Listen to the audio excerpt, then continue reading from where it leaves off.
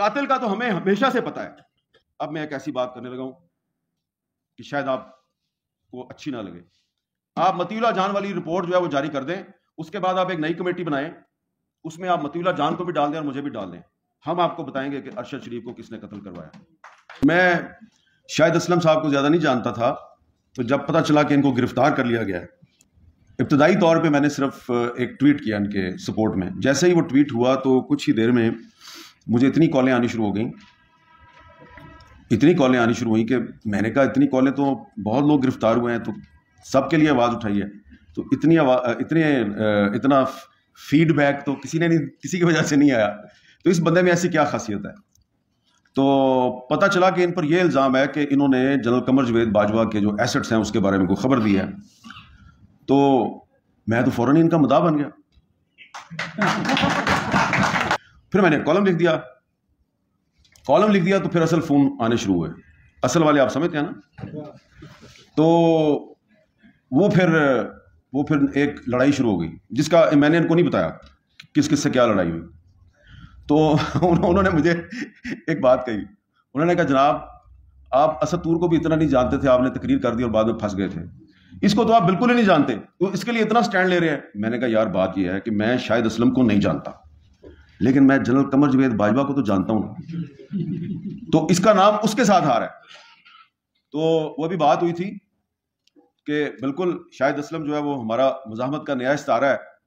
تو یہ مزاحمت کا نیا استعارہ اس لیے بنا ہے کہ اس کا نام سازش اور کینہ پروری کے استعارے جنرل باجوہ کے ساتھ آیا ہے. تو اس لیے بھائی جان آپ ہمارے لیے قابل فخر ہیں, اور میں مزید آپ کو اس طرح سے آپ کی تعریفیں نہیں کرنا چاہتا, آپ کی پذیرائی اس انداز میں نہیں کرنا چاہتا کہ آپ کے لیے مسائل پیدا ہو جائیں. لیکن یہ ہے کہ آپ نے جس جرأت اور بہادری سے اپنے خلاف الزام کا سامنا کیا اور آپ ڈٹے رہے, آپ نے پاس ورڈ نہیں دیا, اور آپ نے جو ہمارے جو بزرگ صحافی ہیں جن کو دیکھ کر ہم اس شعبے میں آئے, آپ نے ان کی روایت کو آگے بڑھایا. اور اچھی بات یہ ہے کہ آپ کے دوست آپ کے ساتھ کھڑے رہے, اور آج آپ کے لیے یہاں پہ ایک بڑی اچھی ایک تقریب پذیرائی کا اہتمام کیا گیا ہے, اور اس پہ آپ سب مبارکباد کے مستحق ہیں. ایک بات میں اور کہوں گا کہ جو موجودہ حالات کا ذکر ہوا, جب میں عابد عباسی صاحب جب میں آپ کو دیکھتا ہوں نا تو مجھے اشفاق ساجد یاد آ جاتا ہے. تو اشفاق ساجد مجھے کیوں یاد آتا ہے, کافی سال پہلے کی بات ہے کہ جب میری بھی ایک ٹیپ نکلی تھی اور وہ جوڑ کے بہت سی چیزیں, تو میرے پر بھی ایک کیس بن گیا. تو اس وقت وہ اشفاق ساجد صاحب RIUJ کے پریزیڈنٹ تھے, تو اشفاق اور عابد عباسی صاحب اس وقت بھی ان کے ساتھ تھے, اور بھی بہت سے دوست تھے. اس وقت ابھی تک مشتاق مناز صاحب جو ہیں وہ پاکستان کی سیاست کا شکار نہیں ہوئے تھے. تو وہ انہوں نے ایک کمیٹی بنا دی کہ جی کمیٹی انویسٹیگیٹ کرے گی کہ یہ حامد میر پہ الزام صحیح ہے یا غلط ہے. کمیٹی تو انہوں نے بنا دی اور اپنی تحقیقات بھی شروع کر دی. اس کے بعد اشفاق ساجد صاحب جو ہیں وہ جب بھی مجھے ملتے تھے تو مجھے سائٹ پہ لے جا کے بتاتے تھے کہ اے ہو گیا تے ہن انج ہو گیا تے بڑے حالات خراب ہو گئے نے, لیکن تسی فکر نہ کرو میر صاحب اسی تواڈے نال ہاں. تو ان کو بیچاروں کو بڑا اس کو تنگ کیا گیا. الٹیمیٹلی اس نے پھر اپنی ایک رپورٹ دے دی.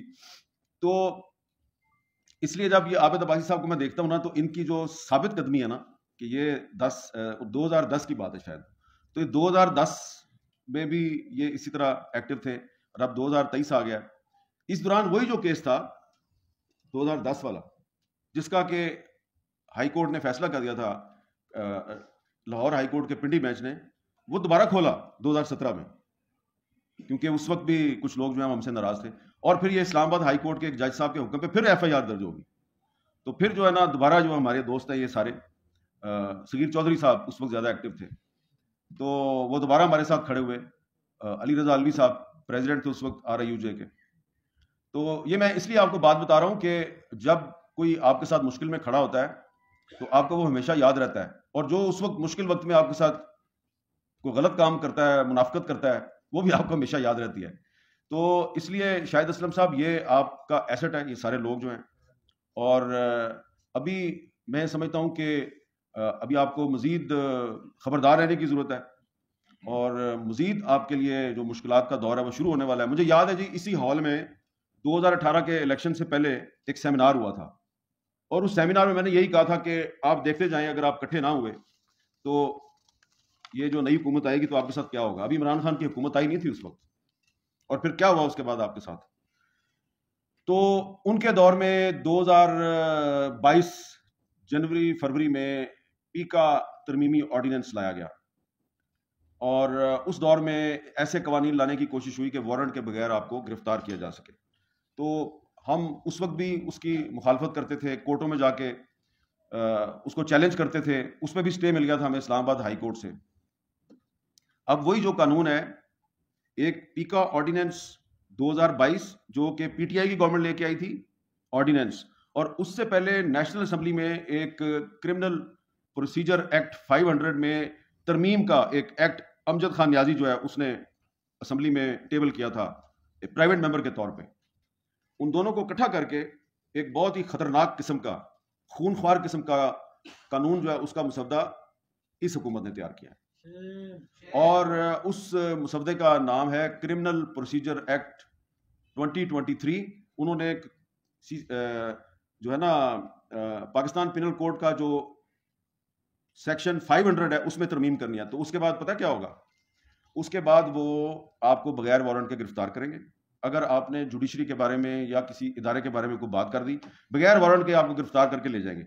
اور جس طریقے سے شاہد اسلم صاحب جو ہیں وہ عدالت میں پیش کیا گیا, اور پھر ہیئرنگ ہوئی, پیشیاں ہوئیں, کچھ ثابت نہیں ہوا, ان کو ریلیز کر دیا گیا. تو یہ ایسا نہیں ہوگا, بلکہ لمبی قید ہوگی. ویسا ہی ہے جیسا کہ فواد چودھری صاحب جو پاکستان میڈیا ڈیولپمنٹ اتھارٹی بل میں جو ایک میڈیا کورٹس کا جو ان کا فارمولا تھا, میڈیا کی عدالتیں قائم کر کے وہ ہمیں اندر کرنا چاہتے تھے. تو یہ جو حکومت ہے شہباز شریف صاحب کی, یہ بھی ایک ویسا ہی سسٹم لانا چاہتی ہے. تو ہو سکتا ہے کہ اگر یہ کامیاب ہو جائیں اس میں, تو اس کے بعد جب شاہد اسلم صاحب, آپ یا میں یا کوئی بھی ہمیں سے گرفتار ہوگا, تو اتنی جلدی ہم رہا نہیں ہوں گے جتنی جلدی آپ رہا ہوگے. لیکن اس کے لیے آپ کو ذہنی طور پہ تیار رہنے کی ضرورت ہے, اور اس کے لیے آپ کو سوال اٹھاتے رہنا چاہیے. لیکن اس میں ایک پرابلم آ رہا ہے, میرا پرابلم ہے, پتہ نہیں آپ مجھ سے اتفاق کرتے ہیں یا نہیں کرتے. مجھے نا یہ جو اس وقت سیاسی منظر پہ جو لوگ آپس میں لڑ رہے ہیں نا, جو سیاسی محاذرہ ہی کر رہے ہیں, مجھے یہ سارے ایک جیسے لگتے ہیں. اب اس میں دیکھیں مثال کہ یہ جو بلیک قانون ہے, سیاہ قانون ہے پیکا, یہ 2016 میں مسلم لیگ نون لے کے آئی. اس کے بعد اس کا جو ترمیمی آرڈیننس ہے پیکا امینڈمنٹ ایکٹ 2022, وہ تحریک انصاف لے کے آئی. اور اب اس سے جو اس کی ایک اگلی نسل ہے, مزید خون خوار نسل جو ہے, وہ دوبارہ یہ پی ڈی ایم کی حکومت لے کے آ رہی ہے. تو آپ یہ دیکھیں کہ یہ پچھلی جو 3 حکومتیں ہیں, یہ ایک ہی کام ہے ان کا کہ میڈیا کی آواز کیسے دبائی جائے, اور شاہد اسلم کو کیسے اٹھایا جائے, ارشد شریف کو کیسے شہید کیا جائے, یہی ہے ان کا کام.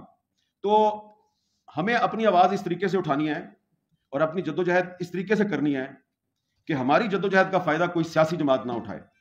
کیونکہ پچھلے دور میں اگر مسلم لیگ نون آپ کے ساتھ کھڑی تھی, جو کہ وہ ہمارے ساتھ کھڑی ہوتی تھی, تو اس دور میں اب وہی لوگ جو پہلے ہمارے ساتھ کھڑے ہو کے آزادی صحافت کے لمبردار تھے, وہ اس دور میں آزادی صحافت کے سب سے بڑے دشمن بنے ہوئے ہیں. اور پچھلے دور میں دشمن پی ٹی آئی تھی, آج وہ کہتے ہیں جی کہ ہم آزادی صحافت کے سب سے بڑے لمبردار ہیں. تو ان کے جو چہرے ہیں نا وہ ایک ہی جیسے ہیں. تو اس لیے ہمیں کسی سیاسی جماعت کا علیحدہ کار بنے بغیر جو آزادی صحافت کی جدوجہد ہے اس کو آگے بڑھانا ہے. اور اس چیز کو یاد رکھیں کہ باتیں کرنی بڑی آسان ہے, یہاں پہ بھی بڑی اچھی اچھی باتیں کر کے تجاویز دے کے آپ چلے جائیں گے, لیکن جو عمل ہے نا, عمل کرنا بڑا مشکل ہوتا ہے. یہاں پہ سلیم شہزاد صاحب کا ذکر ہوا ہے, شاید آپ کو نہ پتا ہو. سلیم شہزاد صاحب کے کیس میں اسلام آباد پولیس کا ایک اے ایس آئی تھا جس نے انکوائری کی تھی, جس نے جا کے ڈیڈ باڈی کو ریکور کیا, اور اس کے بعد وہ اصل جو قاتل تھے جنہوں نے اس کو یہاں سے اٹھایا, کس گاڑی میں اس کو لے کے کہاں پہ گئے, وہاں پہ پھر کیا ہوا, پھر وہاں سے کون سی گاڑی میں اس کو کہاں لے کے گئے, ساری اس بندے نے انویسٹیگیشن کی. اس کو اتنا وکٹمائز کیا گیا, اور وہ خاموشی کے ساتھ وہ وکٹمائزیشن برداشت کرتا رہا. 1-2 آپ کے ساتھی جو ہیں ان کو پتا تھا, ہم اس بیچارے کی کچھ نہ کچھ مدد کرنے کی کوشش کرتے رہے, لیکن ظاہری بات ہے اس اسلام آباد پولیس اس کے ساتھ کھڑی نہیں ہوتی تھی, نہ ایس ایس پی نہ آئی جی, کوئی اس کے ساتھ کھڑا نہیں ہوتا تھا. الٹیمیٹلی اس کو نوکری سے نکال دیا گیا, اور اب وہ بے روزگار ہے. تو یہاں پہ بات کرنا بڑا آسان ہے, ہم حق و صداقت کے علمبردار, ہم یہ کر دیں گے, ہم وہ کر دیں گے. لیکن جب کوئی کھڑا ہوتا ہے نا, تو شاہد اسلم صاحب آپ خوش قسمت ہیں کہ آپ کے ساتھ بہت سے لوگ آپ کے پیچھے کھڑے ہیں. ہر کسی کے ساتھ بندہ کھڑا نہیں ہوتا, اس لیے اتنی ہی بات کریں جتنی آپ نبھا سکتے ہیں. اور آنے والا وقت جو ہے وہ بہت اس سے زیادہ سخت ہوگا. میں نے آپ کو یاد کروا رہا ہوں, بہت سے لوگ جو ہیں یہاں موجود تھے 2018 کے الیکشن سے پہلے اسی ہال میں فضل الرحمان بھی بیٹھا ہوا تھا, مولانا فضل الرحمان صاحب بھی بیٹھے ہوئے تھے, شبلی فراز بھی یہاں پہ بیٹھے ہوئے تھے, پرویز رشید صاحب بھی بیٹھے ہوئے, سب کے سامنے میں نے کہا تھا کہ بہت سخت وقت آنے والا ہے. اب جو اس کے بعد وقت آئے گا یہ اس سے بھی زیادہ سخت ہوگا, اس سے بھی زیادہ سخت ہوگا. اور اس لیے میں بار بار آپ سے کہہ رہا ہوں کہ باتیں کرنی بڑی آسان ہے, لیکن کھڑا ہونا جو ہے وہ بڑا مشکل ہے. اس لیے اپنے آپ میں حوصلہ پیدا کریں. آپ جو ہے نا, یہ اس وقت جن لوگوں سے آپ کا مقابلہ ہے ان کو صرف ایک ہی بات کہنی ہے کہ یہ لوگ کیا جنرل ضیاء الحق سے بڑے بدماش ہیں, یا یہ پرویز مشرف سے بڑے بدماش ہیں؟ تو صرف آپ کو شاہد اسلم جیسا حوصلہ چاہیے, اور اگر آپ کے پاس شاہد اسلم جیسا حوصلہ ہو تو آپ یہ جو بغیر وردی کے ضیاء الحق اور پرویز مشرف ہیں, آپ ان سب کا مقابلہ کر سکتے ہیں. ایک بات میں ضرور کہنا چاہتا ہوں آخر میں, اور بڑی عاجزی کے ساتھ یہ بات کروں گا. یہاں پہ بہت سی تجاویز دی گئی ہیں, اس میں سے ایک تجویز یہ بھی ہے کہ کمیٹی بنا لیں, اس کمیٹی کو یہ ٹاسک سونپ دیں. کمیٹیاں تو بہت سی بنتی رہی ہیں, ایک کمیٹی کا تو میں نے بھی ذکر کیا, اشفاق ساجد والی کمیٹی. دیکھیں یہاں پہ ایک کمیٹی جو ہے وہ مطیع اللہ جان صاحب پہ جو 2017 میں اٹیک ہوا تھا اس کی بھی بنی تھی. وہ پیچھے بیٹھا ہوا میرا دوست مبارک زیب, اس کو دیکھ کے مجھے یاد آیا. تو مبارک زیب صاحب اس وقت تھے پریزیڈنٹ تھے RIUJ کے, تو انہوں نے ایک ہمیں ٹاسک دیا تھا. تو